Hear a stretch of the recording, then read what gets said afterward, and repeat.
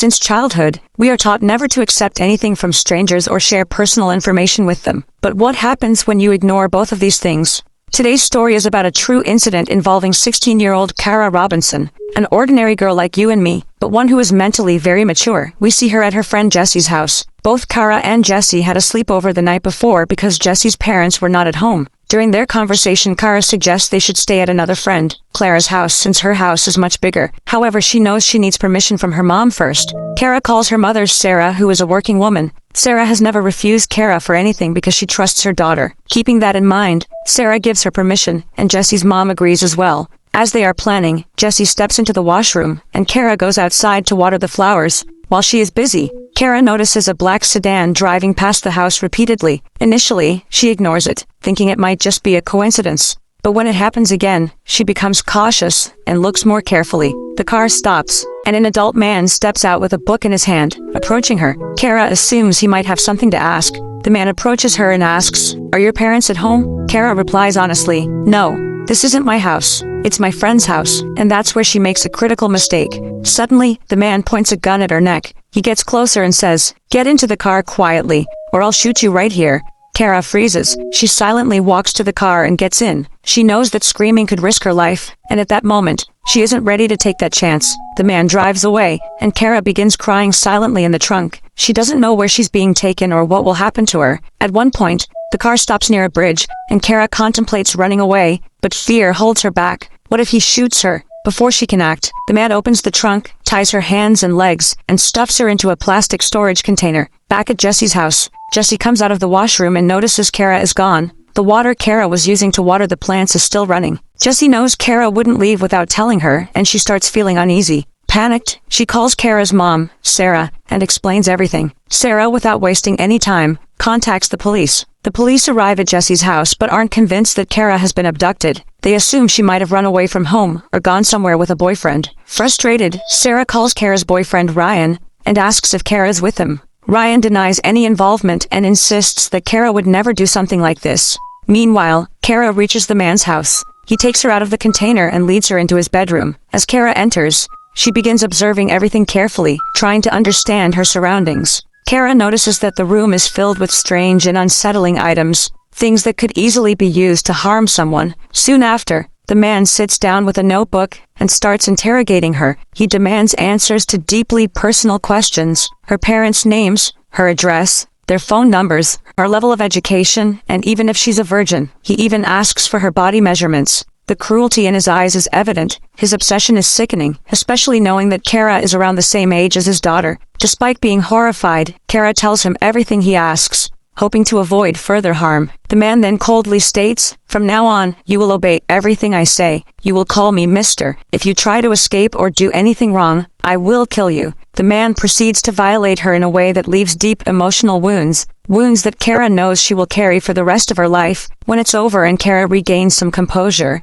she begins to notice things in the room. There's a hairbrush with strands of hair on it, and some cream typically used by women. This convinces Kara that another girl lives in this house, but she doesn't know who it is or where she might be. Afterward, the man leads her out to the living room, where he forces her to sit on the sofa and watch adult movies with him. Meanwhile, Kara's mind races. She knows that the longer she stays here, the worse things will get. She begins to observe her surroundings, desperately looking for an opportunity to escape. However, the man shadows her constantly, leaving her with only 2 or 3 minutes of freedom at a time, nowhere near enough time to make a move. Kara realizes she must be strategic. She starts engaging him in conversation, pretending to go along with everything to gain his trust. When she asks for his name, he surprisingly tells her, Johnny. He says he owns a shop, but when she tries to ask about his family, he quickly shuts her down. Johnny is no fool. He knows exactly why she's asking. He warns her, "When I'm done with you, I'll let you go. But I don't know when that will be. And if you go to the police afterward, I'll make sure your mom pays for it. She'll never be able to show her face again." Several hours pass, and Johnny takes Kara back to the bedroom. By now, Kara understands his patterns and begins carefully observing everything about the house. She notices a calendar hanging on the wall with a name scribbled on it, Johnny's family doctor. There's also a marked date 2 days away, labeled Disneyland Return. Kara realizes there must be another girl in this house, someone connected to Johnny, and she'll likely return in 2 days. Night falls, and Johnny once again mistreats Kara in the bedroom. Later, he brings her out to the living room in the same condition, and forces her to sit with him. He turns on the news, expecting to see headlines about Kara's disappearance. But to Kara's heartbreak, there's nothing. No one has reported her missing yet. There are no alerts, no news reports, nothing to suggest anyone is looking for her. Seeing the empty news coverage, Johnny smirks and cruelly says to Kara, "Nobody cares for you. That's why there's nothing on the news. Nobody cares." These words hit Kara hard, and she breaks down. It's been over 12 hours since she went missing, and it seems like no one is searching for her. Meanwhile, on the other side, we see Kara's mother, Sarah, desperately trying to convince the police that something terrible has happened to her daughter. She connects with all her sources begging for help, but no one takes her seriously. After much pleading and persistence, an old police officer finally agrees to file a report, and officially starts investigating the case. The scene shifts back to Kara, who is about to face the scariest night of her life. Johnny allows her to go to the washroom, alone. This is a golden opportunity for her to escape, but something holds her back. When she returns, Johnny is enraged. He tortures her more, and presses a gun to her head. He threatens her, saying, "If you try anything, I've recorded everything. I'll leak it, and you'll regret it forever." Kara apologizes, but Johnny continues his cruel behavior. He torments her with strange and painful methods before tying her hands and legs and forcing her to sleep beside him. Exhausted from the ordeal, Kara eventually falls asleep. When morning comes, Kara wakes up to find Johnny still sleeping soundly. This is her chance. If she doesn't act now, she knows she'll regret it for the rest of her life. With quiet determination, she works on loosening the screw of the handcuffs. After much effort, she frees her hands and uses them to untie her legs. Now free, her biggest challenge is the main gate, which is bolted shut with a heavy wooden block. Somehow she manages to move the block. The gate finally swings open, and Kara steps out under the open sky, but there's no time to celebrate.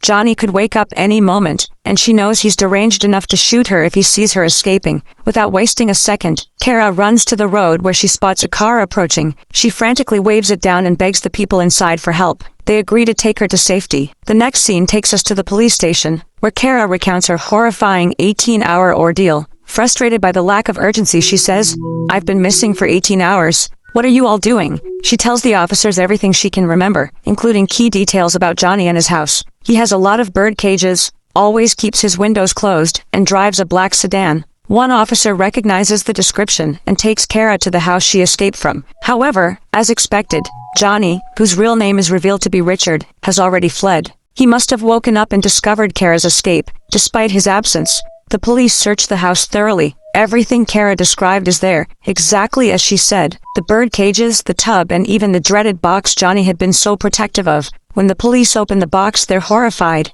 Inside, they find remnants of countless other victims, personal belongings, photos, and items that tell the stories of many girls who had suffered at Richard's hands. The police also uncovered newspaper cuttings in Richard's house, detailing stories of girls who had gone missing years ago. Meanwhile, Kara is taken to the hospital for a medical examination. Thankfully, there are no severe physical injuries, but the emotional wounds are a different story. The officers dig into Richard's background and track down his family. They find his wife Janelia at his mother's house, along with the infamous black car Kara described. When questioned, Janelia refuses to believe the accusations, insisting that Richard is a good-hearted family man. However, her sister reveals a key detail. She had spoken to Richard the previous night, and he mentioned staying at a motel. The police race to the motel but find no sign of him. It seems Richard had been tipped off. Meanwhile, Kara begins her journey back to a semblance of normalcy. However, her friends' whispers and judgmental looks make it difficult. The police advise her to stay at home for her safety, as Richard is still on the loose. But Kara feels suffocated. The constant reminders of being a victim weigh heavily on her, even though she knows she is a survivor. Meanwhile, the police receive intel that Richard is back in the city. Officers are deployed throughout the area, and after a tense operation, he is finally apprehended. However, instead of facing justice, Richard chooses an easy way out. He takes his own life. Kara isn't satisfied with his escape. She wanted the world to witness his evil, to learn from it, and to ensure no one else would suffer as she had. Friends, this entire story is based on a true incident that happened in America in 2002. How did you like this story? Let us know in the comments below. See you in the next video.